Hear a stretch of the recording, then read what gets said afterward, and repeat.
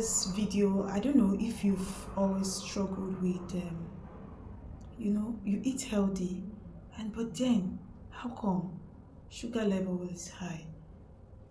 Some persons be like, what? I don't even eat sweet food. I don't drink Coke, I don't take Fantas, I don't take sweet drinks or the sugar drinks, carbonated drinks. No, no, no, no. Then how come? How come the sugar problems?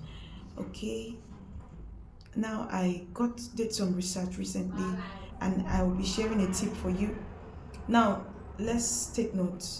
A disclaimer, please. This is basically health education and not a diagnosis. So for every idea, health tip shall be shared here. It is for you to be enlightened about certain changes and signs that you may not be aware of, and then to go visit your health provider for further checks and diagnosis and investigations. So please, let's go ahead with this. Remember, prevention is better than cure, and in this channel I am registered nurse Miracle, and I'm sharing health tips for health promotion and health prevention. So if you like what we share here and you are interested so much in your health to prevent certain diseases, because I know ignorance is not an excuse. Ignorance does not save anybody's life. So that's it. So if you've always bothered as in why you struggle with sugar, high blood sugar, despite how much you avoid sweet things and the rest. Of course, in one of my videos I shared that certain symptoms like this can have their risk factors, maybe family, genetics and the rest. But that aside, now I want to share with you how frequent eating, though healthy, because what the body is dealing with here, that's insulin in the body. What is working on is carbohydrate. It's not necessarily junk food, shawarma, this one, that one, that one. It's not so. It is working specifically on carbohydrate. So even if you are eating healthy food that contain healthy fruits and so on that contains carbohydrate content in it, there are certain factors that can affect and cause this problem.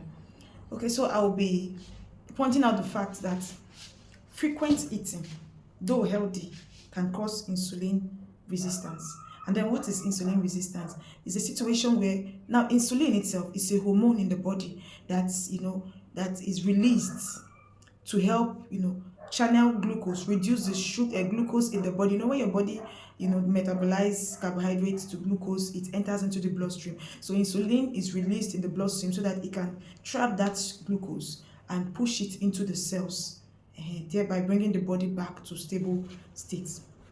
Now, when the insulin is released, it takes some time, in the bloodstream. It takes some time, trying to trap.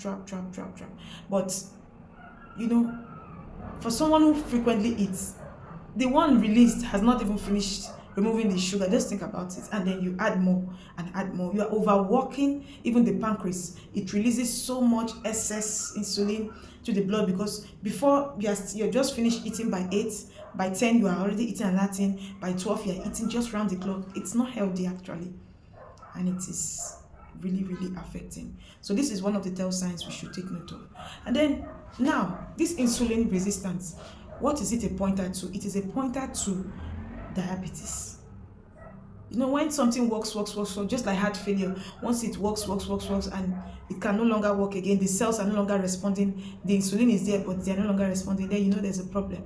That's when people become insulin dependent, or they have to external support just to help them keep driving this. So please, insulin resistance is real. How do you know if your body, because like before your sugar level, sometimes from my research I discovered that you can have a stable sugar level. Some people boast, I check my blood sugar, it's normal, my fasting blood sugar is normal, but you can have a very high insulin. That is, this you are having a normal fasting blood sugar because a greater amount of insulin was released into your blood and it's unknown to you. So our advice, you see your health provider if you notice these changes. These are signs, because of course certain things, it's only when you do a proper laboratory investigation that you can tell the outcomes of it and know, okay, this is what's happening, this is what to change. But first of all, like I said earlier, frequent eating causes this increase in the release of insulin. So once in a while, please fast. Fast. I said fast. I think even every religion embraces fast. Christians fast, Muslim fast, everyone fast. The best I know. So please fast once in a while. Stop eating like as if, like, it's not helpful, especially as I've explained the effect on the insulin. It keeps the insulin all 24 hours in the bloodstream. No, at some point it will be overworked, at some point it will no longer be functioning, and you are at more health risk. So that's one key way I can encourage in prevention. I'm not saying you should fast until your body starts feeling. No, there's what they call intermittent fasting.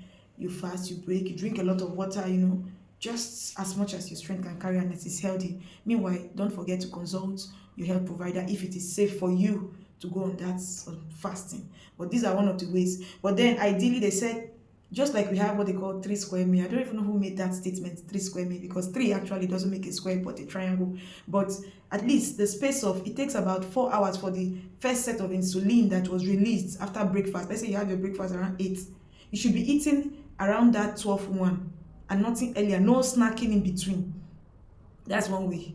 Yes, if you cannot do a long fast, but no snacking in between. So you should take breakfast maybe 7 and don't eat again till 12, like that. The way we have the normal schedule, then when we talk about this breakfast, lunch, and dinner, then maybe dinner, you now have dinner around 4, 5. Just space it. That spacing helps your body to, regulate insulin and shoot out and the rest, the peak levels and the rest, and it goes a long way. So that is that on that. So I rather went forward on the research on how to know if your insulin is high. This, because there are blood tests you can do to tell. Because I think the more thing we focus on blood sugar, but from my research, I think we should also focus on high insulin, right?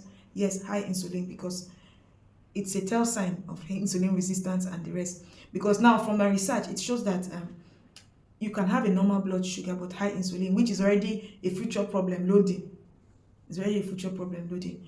So I'll be sharing that in my next video. Please keep it in mind and follow up. Thank you. Please like this video, share to your friends, subscribe. In this channel is basically on health promotion and health prevention, and I am Nurse Miracle, coming to your space. Thank you so much for joining. God bless you.